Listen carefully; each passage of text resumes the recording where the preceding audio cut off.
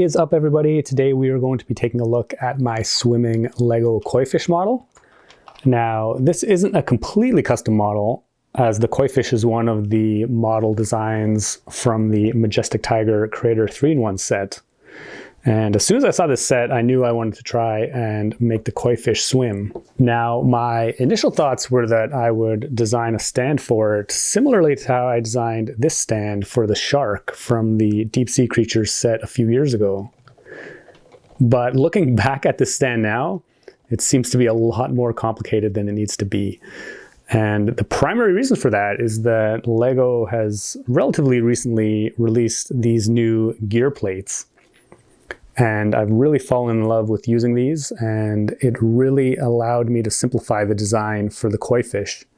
So let's dive in and take a closer look at how it all works. In order to make a fish look like it's swimming, we need to control the position and orientation of each segment so that they follow a wave pattern.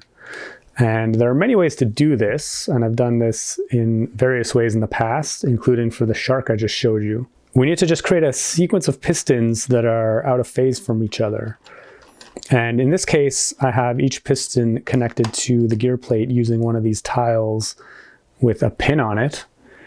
And the other end of the piston just freely slides along a channel. And each piston is offset from the previous one by 90 degrees. And as a result, we get this nice, smooth wave motion. And the big advantage of using these gear plates is that the gears and the pistons are all operating on the same plane as the waveform they're generating.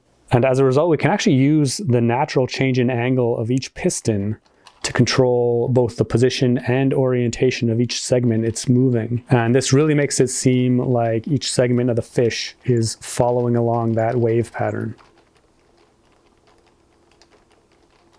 In this case, the koi fish has 5 body segments, and it's approximately the same size as 5 of these medium-sized gear plates, which is why I'm using them. And we're actually only going to directly control the odd-numbered sections of the body, so the head, the center section, and the tail. The segments in between will just naturally be forced to follow along the path, since they're constrained between 2 of the control segments. And we'll mount each segment directly to the lift arm using one of these plates with 2 pins underneath. And I'll also add a transparent panel to raise the fish above the mechanism. And now the position and orientation of each of those segments is directly controlled by the piston.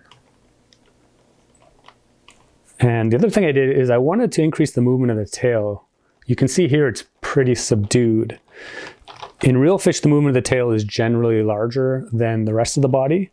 So in order to do that, I just moved the mounting point of the piston controlling the tail 1 stud further out from the center of rotation on the gear. And this results in a much larger movement of the piston. It now travels through a range of 4 studs instead of 2 studs. And the angle change is much more pronounced. So we get this much larger movement of the tail, which I think really adds to the realism of the swimming motion.